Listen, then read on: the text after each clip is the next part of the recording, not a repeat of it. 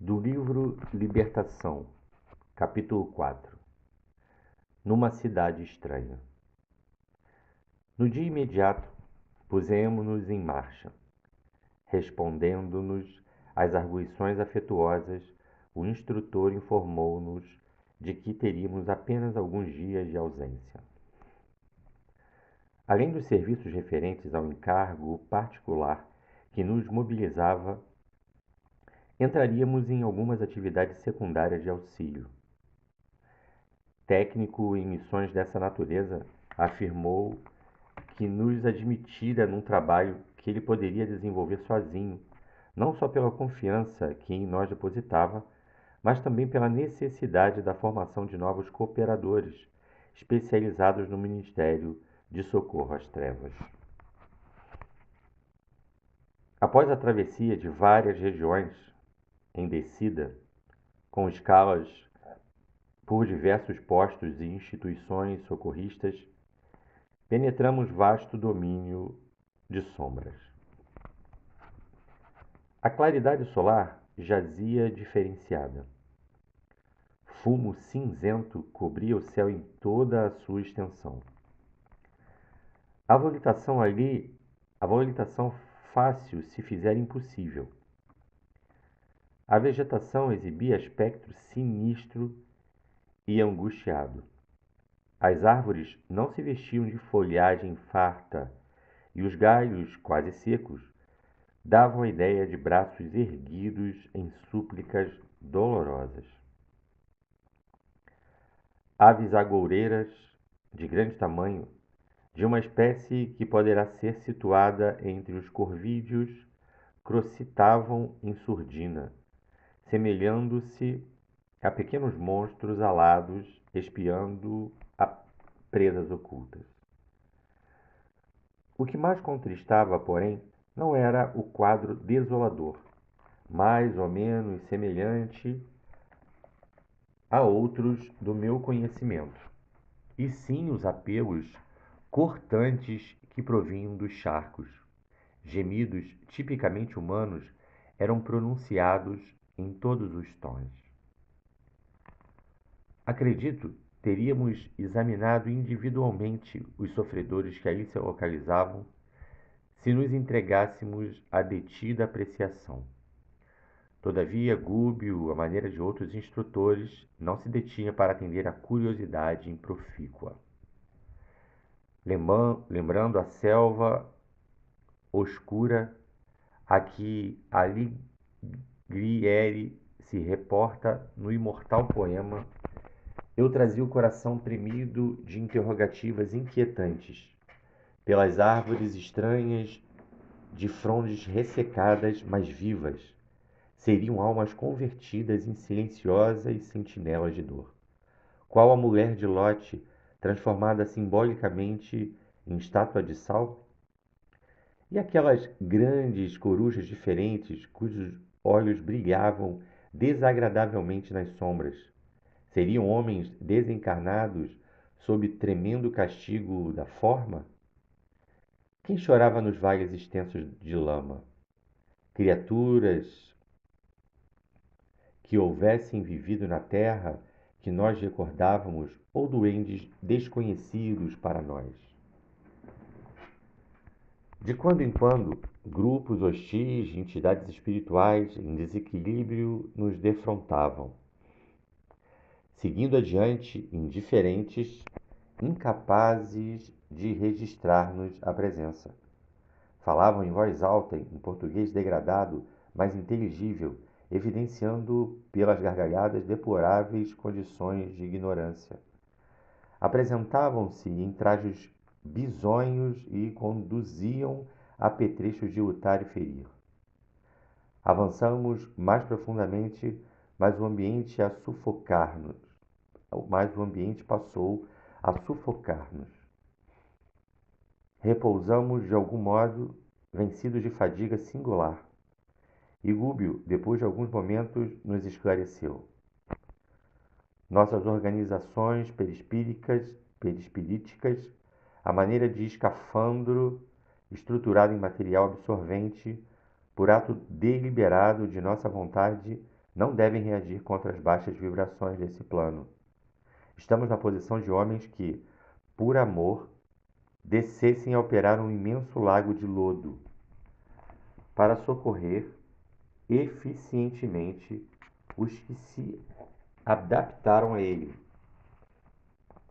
São compelidos a cobrir-se com as substâncias do charco, sofrendo-lhes com paciência e coragem a influenciação deprimente. Atravessamos importantes limites vibratórios e cabe-nos entregar a forma exterior ao meio que nos recebe, a fim de sermos realmente úteis aos que nos propomos auxiliar. Finda a nossa transformação transitória, seremos vistos por qualquer dos habitantes dessa região menos feliz. A oração, de agora em diante, deve ser nosso único fio de comunicação com o alto, até que eu possa verificar, quando na crosta, qual o minuto mais adequado de nosso retorno aos dons luminescentes. Não estamos em cavernas infernais, mas atingimos grande império de inteligências perversas e atrasadas, anexo dos círculos da crosta, onde os homens terrestres lhes sofrem permanente influenciação. Chegou para nós um momento de pequeno testemunho. Muita capacidade de renúncia é indispensável, a fim de alcançarmos nossos fins. Podemos perder por falta de paciência ou por escassez de vocação para o sacrifício. Para a malta de irmãos retardados que nos envolverá, seremos simples desencarnados, ignorantes do próprio destino. Passamos a inalar as substâncias espessas que pairavam em derredor, como se o ar fosse constituído de fluidos viscosos. Elói estirou-se ofegante e, não obstante experimentar por minha vez asfixiante opressão, busquei padronizar atitudes pela conduta do instrutor, que tolerava a metamorfose, silencioso e palidíssimo. Reparei, confundido, que a voluntária integração com os elementos inferiores do plano nos desfigurava enormemente. Pouco a pouco, sentimos-nos pesados e tive a ideia de que fora, de improviso, religado de novo ao corpo de carne, porque, embora me sentisse dono da própria individualidade, me via revestido de matéria densa, como se fosse obrigado a envergar inesperada amargura. Decorridos longos minutos, o orientador apelou diligente. Prossigamos. Doravante seremos auxiliares anônimos. Não nos convém, por enquanto, a identificação pessoal. Mas não será isto mentir? Clamou Elói, quase refeito. Gúbio dividiu conosco um olhar de benevolência e explicou bondoso. Não te recordas do texto evangélico que recomenda não saiba a mão esquerda o que dá à direita? Este é o momento de ajudarmos sem alarde. O Senhor não é mentiroso quando nos atende invisíveis recursos de salvação, sem que lhe vejamos a presença. Nesta cidade sombria, trabalham inúmeros companheiros do bem nas condições em que nos achamos. Se erguermos bandeira provocante nestes campos, nos quais 95% das inteligências se encontram devotadas ao mal e à desarmonia, nosso programa será estraçalhado em alguns instantes. Centenas de milhares de criaturas aqui padecem amargos choques de retorno à realidade, sob a vigilância de tribos cruéis, formada de espíritos egoístas, invejosos e brutalizados. Para a sensibilidade medianamente desenvolvida, o sofrimento aqui é inapreciável. E há governo estabelecido num reino estranho e sinistro quanto este? Indaguei. Como não? Respondeu Gúbio atenciosamente. Qual ocorre na esfera carnal, a direção neste domínio é concedida pelos poderosos superiores a título precário. Na atualidade, este grande empório de padecimentos regenerativos permanece dirigido por um sátrapa de inqualificável impiedade que aliciou para si próprio o pomposo título de grande juiz, assistido por assessores políticos e religiosos tão frios e perversos quanto ele mesmo. Grande aristocracia de gênios implacáveis a que se alinha, senhorando milhares de mentes preguiçosas, delinquentes e enfermiças. E por que permite Deus semelhante absurdo? Dessa vez era o meu colega que perguntava de novo, semi-apavorado, agora ante os compromissos que assumíramos. Longe de perturbar-se, Gúbio replicou, pelas mesmas razões educativas através das quais não aniquila uma nação humana, quando, desvairada pela sede de dominação, desencadeia guerras cruentas e destruidoras, mas a entrega à expiação dos próprios crimes e ao infortúnio de si mesma, para que aprenda a integrar-se na ordem eterna que preside a vida universal. De período a período, contado cada um por vários séculos, a matéria utilizada por semelhantes inteligências é resolvida e reestruturada, qual acontece nos círculos terrenos.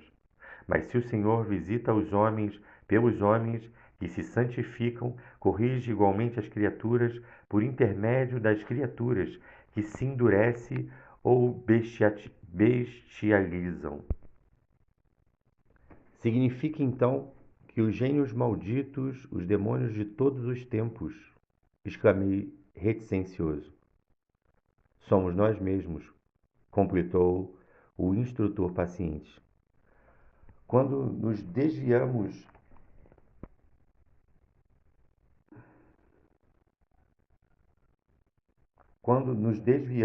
impenitentes da lei, já perambulamos por esses sítios sombrios e inquietantes, mas os choques biológicos do renascimento e da desencarnação, mais ou menos recentes, não te permitem, nem Eloy, o desabrocho de reminiscências completas do passado. Comigo, porém, a situação é diversa. A extensão de meu tempo na vida livre já me confere recordações mais dilatadas, e de antemão reconheço as lições que constituem novidade.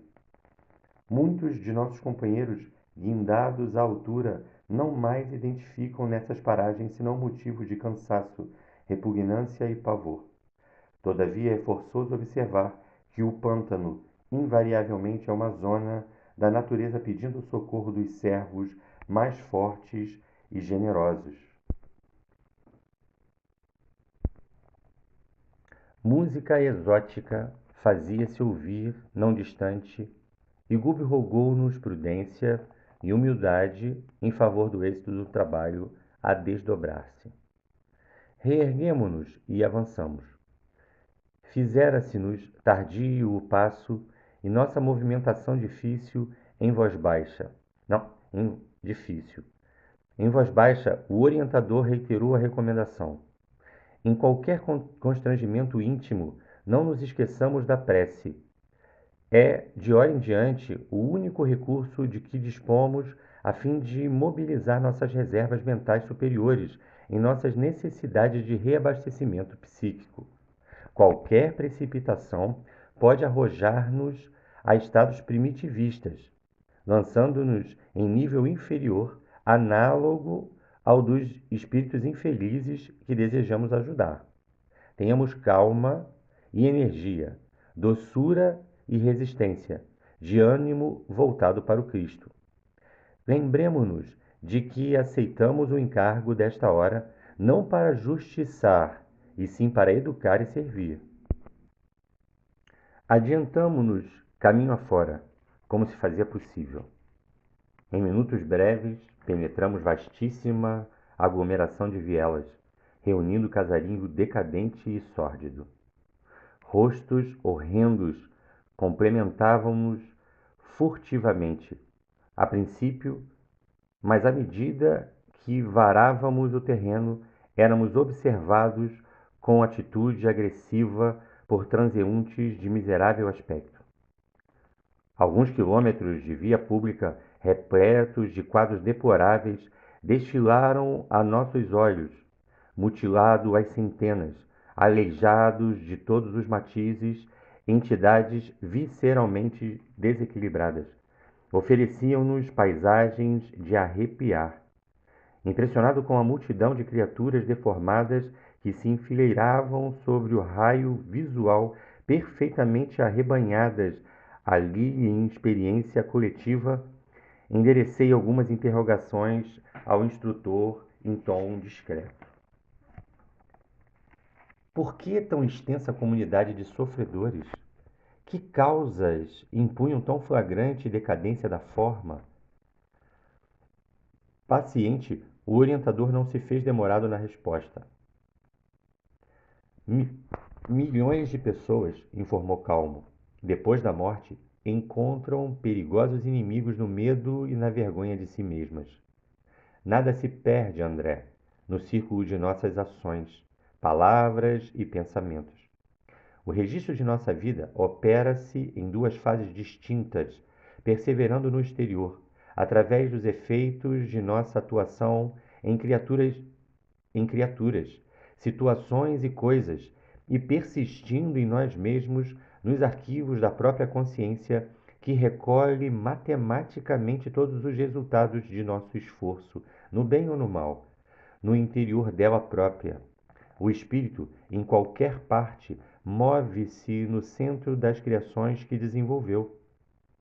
Defeitos escuros e qualidades louváveis envolvem-no onde se encontre. A criatura na terra, por onde peregrinamos, ouve argumentos alusivos ao céu e ao inferno e acredita vagamente na vida espiritual que a espera ali em túmulo. Mais cedo que possa imaginar, perde o veículo de carne e compreende que não se pode ocultar por mais tempo desfeita a máscara do corpo sob a qual se escondia a maneira de tartaruga dentro da carapaça. Sente-se tal qual é e receia a presença dos filhos da luz, cujos dons de penetração lhe identificariam de pronto as mazelas indesejáveis. O perispírito, para a mente, é uma cápsula mais delicada, mais suscetível de refletir-lhe a glória ou a viciação, em virtude dos tecidos rarefeitos de que se constitui. Em razão disso, as almas decaídas, no impulso de revolta contra os deveres que nos competem a cada um, nos serviços de sublimação, alinham-se umas às outras através de organizações em que exteriorizam, tanto quanto possível, os lamentáveis pendores que lhes são peculiares, não obstante ferretoadas pelo aguilhão das inteligências vigorosas e cruéis. Mas, interferi, não há recursos de soerguer semelhantes comunidades? A mesma lei de esforço próprio funciona igualmente aqui. Não faltam apelos santificantes de cima, contudo, com a ausência da íntima adesão dos interessados ao ideal da melhoria própria, é impraticável qualquer iniciativa legítima em matéria de reajustamento geral. Sem que o espírito, senhor da razão e dos valores eternos que lhe são consequentes, delibere mobilizar o patrimônio que lhe é próprio, no sentido de elevar o seu campo vibratório, não é justo seja arrebatado por imposição a regiões superiores que ele mesmo, por enquanto, não sabe desejar. E até que resolva atirar-se ao empreendimento da própria ascensão, vai sendo aproveitado pelas leis universais no que possa ser útil à obra divina. A minhoca, enquanto é minhoca, é compelida a trabalhar o solo. O peixe, enquanto é peixe, não viverá fora d'água. Sorrindo ante a própria argumentação, concluiu bem-humorado. É natural, pois, que o homem dono de vastas teorias de virtude salvadora, enquanto se demora no comboio da inferioridade, seja empregado em atividades inferiores. A lei estima infinitamente a lógica.